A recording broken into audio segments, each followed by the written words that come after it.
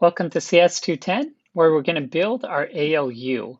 Now, you want to add a new circuit and call it ALU. Now, I've actually already built the full CPU inside of this, so I can't call mine ALU. I've called mine ALU build. Anyways, you get a new blank circuit, and you can click just once on your ALU bit, and you can place it down. Now you can see I've clicked up here when I'm on my ALU bit, and I was able to edit my circuit and make it look really nice, where I have bus 1 and bus 2 going in up top.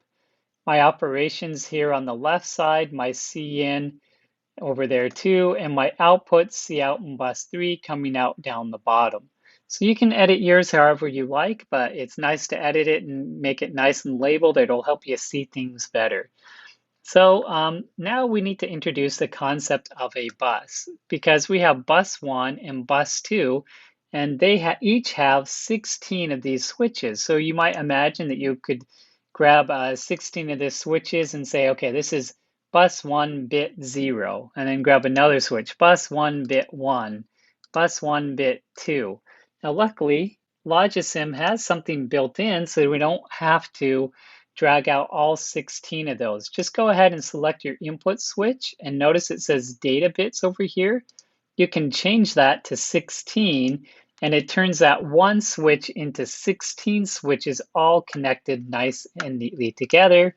And you can see you can use your poke tool, this little finger tool, to change the value of each one of those switches. So but the only difference is now when I drag this wire down, that's 16 wires that I'm dragging all together. By the way, you're able to rotate these using the arrow key. So I rotated this so the wire comes down right here. Now, as you can see, if I try to hook 16 wires up to this single wire that I'm dragging from my ALU bit, that Logisim is going to get confused. And it's telling you 16 here, and if you could see it, there's an orange 1 right there. It's like, I don't know how to hook 16 wires up to a single wire. And that's why it's giving you that orange sign. So whenever you got the orange sign, you got a lot of wires in here and a different number of wires in here, and it just doesn't know how to connect it up together. So how can we do that? Well, over here in our wiring, we have a splitter, so we can pull this splitter out and place it down. And the splitter starts out with a bit width of just 2, so we can change that to be 16. And now the splitter has 16 wires coming out of it, and we can connect it up. Now inside here, it knows that this is bit 0, or the least significant bit. This is bit 1, 2, all the way up to bit 15, the most significant bit. And each one of those wires is labeled. So if you zoom in really closely on this splitter, you can see that bit 0s through 7 goes out on this wire, and bits 8 through 15 go out on that wire. And what we can do, though, is click on our splitter, make sure you got the splitter, and instead of fanning out to 2, so now we have 8 wires coming out here and 8 wires coming out here, we can fan it out all the way to 16. And that'll give us 16 different outputs that we can use. So now let me just organize this a little bit better. And all right, you can kind of see that these are individual wires and they're the values of these switches. So you can see if I toggle this switch, it turns that wire on and off. And I toggle this switch, it's turning that one on and off. Of course, the most significant bit turns that one on and off. So now we can grab a tunnel just from your wiring. That way we can label each one of these 16 bits. So we need to fan it out 16, and then we can grab this tunnel and grab your edit tool over here. And the tunnel should be a data bit width of 1. By the way, you can make these tunnels so that you can tunnel the entire 16 wires off together. And you might want to do that in later labs, but in this lab, we want to separate out each individual wire because they need to go to their own individual ALU bit. So what I'll do is I'll take that tunnel, I'll connect it up, and I'll label this. This is bus 1, bit 1. So you can come up with your own naming convention, but I just did B1 hyphen 1. And actually, I should do hyphen 0 because that is bit 0. Now, when we do that, we're probably going to need a lot of room. So we should then grab another tunnel. And now you see this incompatible bit width. That's because my tunnel started off as a bit width is 16. I can just change that to 1. And once again, this is bus 1 bit 1. And then I'll need to do that for all of them, all the way up to, by the way, you can edit them before you place them down, and then they'll all start being that. So now I'll grab this this tunnel here, and we can do that for bus 1 bit 15. So now we have, and you'll have to do that for the rest of these. I'm not going to waste your time in showing you, but you just need to hook up a tunnel for each one of these. And you could go into your input switch, maybe put the label on the north, and call this bus 1. So there we go. And now we need this for bus 2 as well. So you might think, okay, drag one of these out again, make it 16, do all this over again. Well, it'd be really nice if we could just copy and paste. So yes, you can copy and paste. Just grab your edit tools, select the entire thing, hold down Command C, or Control C if you're on a Windows machine, and Control V to paste. So you just copy and paste this. And now we can change that input to bus 2. And you can see it's kind of getting a little upset. That's because over here, we're trying to make this says the bus 1 bit 0 should be a low voltage. And this one says that it should be a high voltage. So whenever you get the red lines, that means you have two outputs and they're trying to drive this wire, trying to make it a different voltage. And it doesn't, Logisim's like, I don't know which voltage to make this. Is it a low voltage or a high voltage? In real life, if you're doing this with real electrical circuits, there's nothing that turns red. It could be that your circuits get fried and a little smoke goes up if you hook two outputs up together, or it could just be that the logic stops working, and it could be really hard to debug. But anyway, we just need to come in here and relabel these bus 2 bit 0. And this one's bus, I guess I disconnected that one a little bit. That's bus 1 or bus 2 bit 1, and this one's bus 2 bit 15. Of course, we can hook that up there. There we go. And so now, hopefully, after you've connected all 15 up, you could just copy and paste, and then it's pretty easy to click on each tunnel and edit them all the way up. And now we're going to need one more of these for our bus 3. Except for it's an output pin, but don't let that dissuade you. You can just copy and paste one of these and make sure you select everything. And in order to select everything, we have to get that label too. So copy and paste it. And if you ever do something weird like that, like I just dragged the wire instead of the full thing, just Control Z to undo, grab on a solid surface, and we can pull this guy down. You'll probably need some more room. So if you ever need more room, just zoom out a little bit, and then we can drag this guy down. And now we can delete the bus 2, grab an output pin, and I'm gonna rotate this so it's facing up, and it has data bits too, so we can make that as 16 output pins instead of just 1. I can highlight that full thing. I think I can rotate all of this around. Your mileage might vary. It looks like it's not rotating around very well, so I'm going to undo that. There, now we got it back. But anyway, we can just kind of drag this wire around and connect it up to our output, which we'll label bus 3. Okay, and then we got to go in here and relabel each one of these to be bus 3 bit 0, and this will be bus 3 bit 1, all the way up to bus 3 bit 15. Okay, so now that we have our 16-bit inputs, our 16 over here, bus 1 and bus 2, and our 16-bit output all set up. Now we need to grab our inputs for our operations. So we have our 9 operations, so we have add, and I recommend just putting a tunnel on these because we're going to have to drag these inputs to all 16 bits, all 16 of our ALUs bits. So we can just go ahead and tunnel that. Remember, you can also highlight a tunnel, copy, paste, and rotate it over and do that.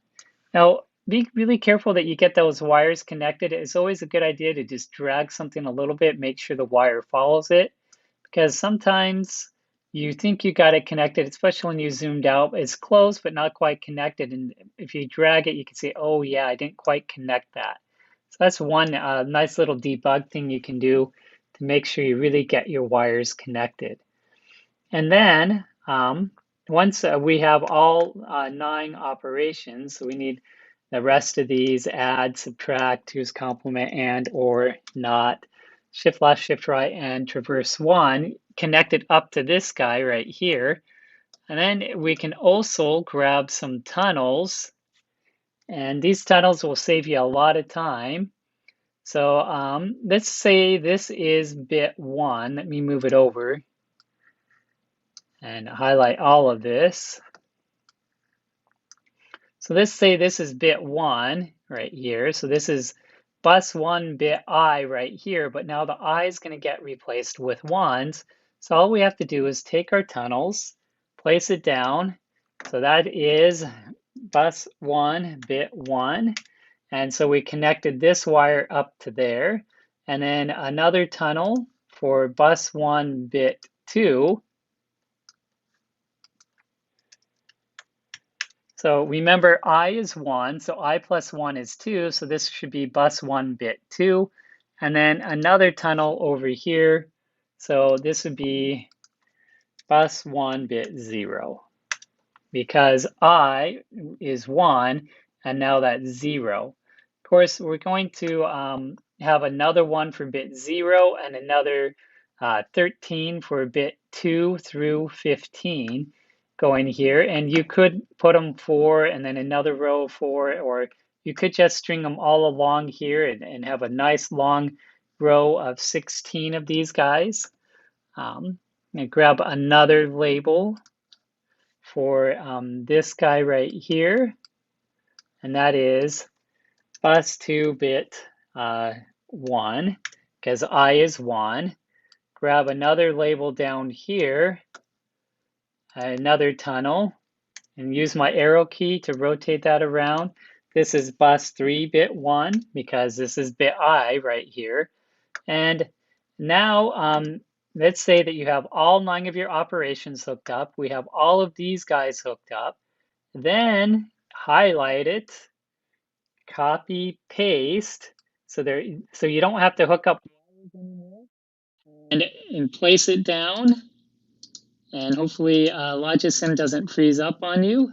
There we go. Place it down, and then you could go through and start editing this. So this is bus 1 bit 0. So this would be bus 2 bit 1. Okay, this is bus 2 bit 0 right here. And this is bus 3 bit 0. And hopefully you have all of the adds, all your operations hooked up to your input switches. And you can grab your C out if you want and drag it over to the C in of the next one. Or you can use a tunnel to connect those, whatever you want. And now we have 2 of them done. So now copy and paste and do it for bit 2 as well. All right, so after you've copied and pasted for bit 2, 3, 4, 5, 6, all the way to bit 15. So you're missing bits 3 through 14 here, and now pretend this is bit 15. Now, if you notice, the math stops to work on the 2 edge cases because this is I is 15, but 15 plus 1 is bit 16. There is no bit 16 over here. And also over here, the math doesn't work out because there is no bit -1. from bus 1. So this guy and this guy will not have an input. So we'll need to put something in there for both of these. Now, finally, the C out, this CN will get the CN from bit 15. This very last C out will not go anywhere. So this is only for debug purposes only. We can put the very last C out here, and that way when we're looking at our computer and if it isn't working right, we can tell what this very last C out is. It might help you, might not, but might as well. It's just a wire hanging there if you leave it, but we'll just bring out that C out as an output. And also, the very, very first bit will not have something on its C in input. So we'll have to figure out that. So there's still 3 questions remaining with this. What do we do with bit -1? What do we do with bit 16? And what do we do with the very first input on this CN? Well, remember when we're taking the 2's complement or subtracting, that we've only added 1, or we've only inverted the bits and we never added 1 to the least significant bit. And the least significant bit is bit 0 right here. So when we're subtracting or taking the 2's complement, then we want this to be high, turn this voltage to high, and that'll do the add 1 right there. So all you have to do, and the logic kind of the same thing as the logic built in to your lab before, was 2 input OR gate. We'll make this a narrow OR gate. Hook it in and hook that up to subtract operation and your 2's complement operation. That way, if they turn on subtract or 2's complement, the voltage on here will go high, and that will add 1 to your 2's complement when you're doing that. So there's that input. What about this right here? Now that's done when we shift to the left. So we're taking our number, we're shifting it to the left. What goes into the least significant bit when we shift to the left? Okay, just looking at our programmer's reference, and let's go ahead and look at our shift left operation. And it actually has the hint up here. So we're taking the number, we're moving it this way, and what shifts into the very least significant bit? Well, it's always a 0. We always just put a low voltage there. Now let's look at shift to the right. What's going to go into the most significant bit? Now, we want to preserve the sign. So if this is our number, and remember this is the encoding, but pretend that this is the number that we're shifting to the right. Because this is a high voltage, we know this number is negative. If we shift this to the right, then this one will come in here. If we replace it with a 0, then we've turned our negative number positive. And we want to keep it negative. So if this is a 1 and we shift it this way, we want to shift a 1 in there. But if this is a 0 and the 0 shifts over here, then we want a 0 to shift in to keep the number positive.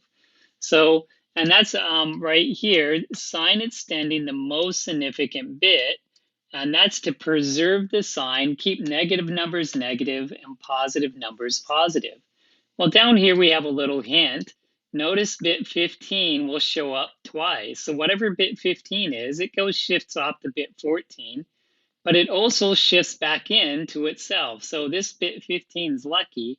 He'll go to bit 14 and he'll get copied to himself. So bit 15 wants to get shifted in to bit 14, so we could just connect it up like that. Now the other one over here, bit 14 that I don't have in my circuit, will also get bit 15, just like this bit 1 got bit 2. So 15 will show up in 2 spots. Now what about the constant 0 to shift into there?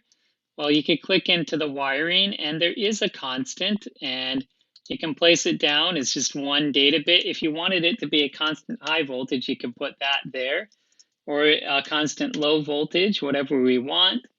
And we can just connect the little dot up there is the wire that we can drag out of there. So We can rotate this around and we can connect it up to that wire. So there, now we have bit 15 shifted up. All right, almost done. There's one more output that we need. In order to make branching decisions, we need to know if all of the voltages on bus 3 are low. If the output of my ALU is spitting out the number 0.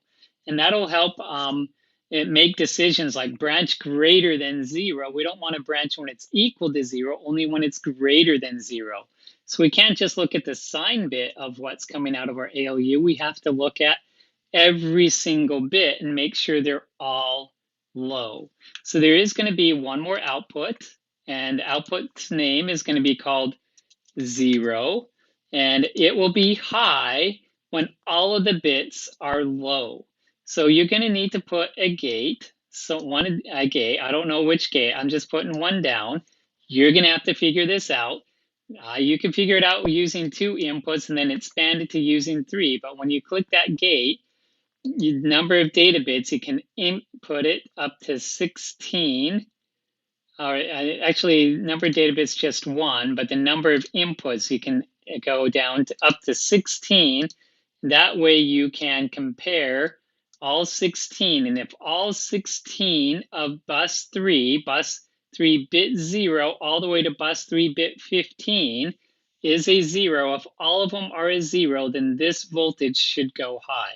If any one of these turn to a high voltage, then this should be a low voltage. So you're going to have to figure out what goes in that spot right there. And yes, you're going to have to copy these tunnels, all bus 3. You're going to have to copy these bus 3 tunnels to feed into the inputs of all 16 of these bits. So then once you have all of that done, you're done with your ALU. So you can click the plus button, add a new circuit, and then you can grab your ALU down. Of course, you can, when you're editing your ALU, you can go over here and make it look the way that you want it to look.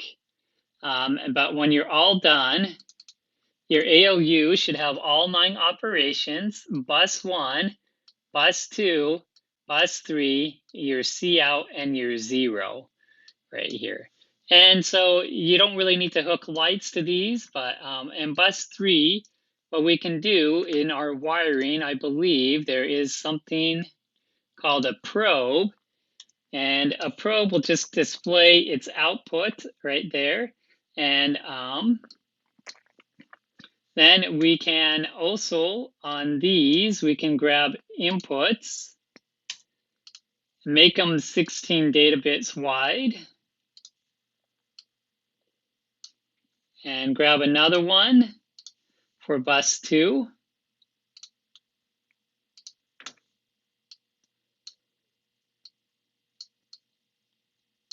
And then hook up all of your switches onto this right here.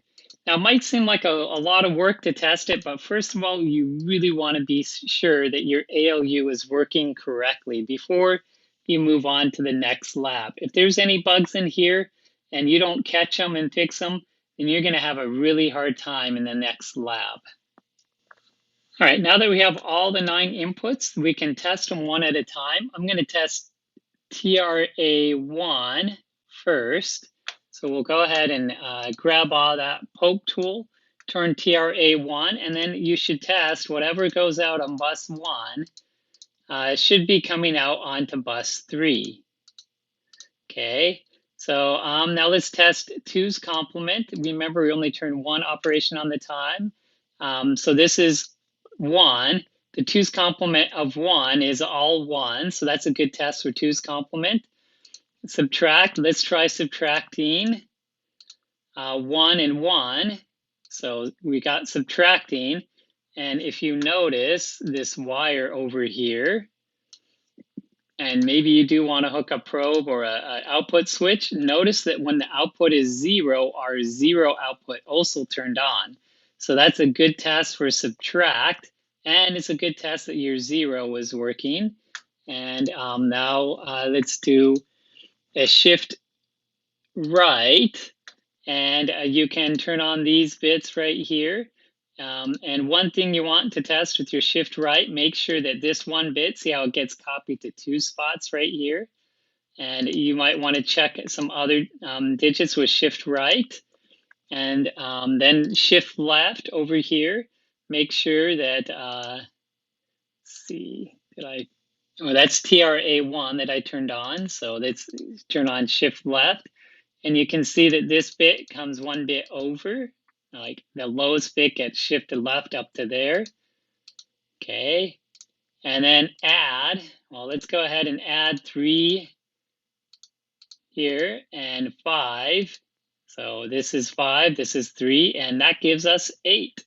So that's working great. And then the OR will OR both of these together. So when either one is high, they'll be high there. And then you have the NOT. The NOT should invert all the bits on this bus, bus 2 right there. And I believe the AND operation, I didn't quite try, but the AND operation, gotta shut off the NOT. And when both of them are a high, then it will be a high, otherwise they're 0. So I kind of tested all 9 operations. So when you go to pass this off, what you need to do first is go to your circuit and show quickly that you've got bus 1, bus 2, all of your 16 bits, bus 3, and your 0 hooked up. That should only take about 30 seconds. Then go to your test ALU and show me each one of those 9 operations that you're getting the correct result. 2's complement of bus 2, 1 is a good test for that. Subtract, you could subtract 2 numbers, make sure you're getting the right output, and so on. And you can keep going, test all your operations, and make sure that that 0 turns high when the output is 0 too. And then that should be a pass off.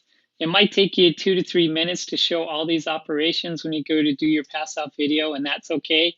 But you really should test it a lot more than just what you do in your video to make sure everything's working. Thanks for watching.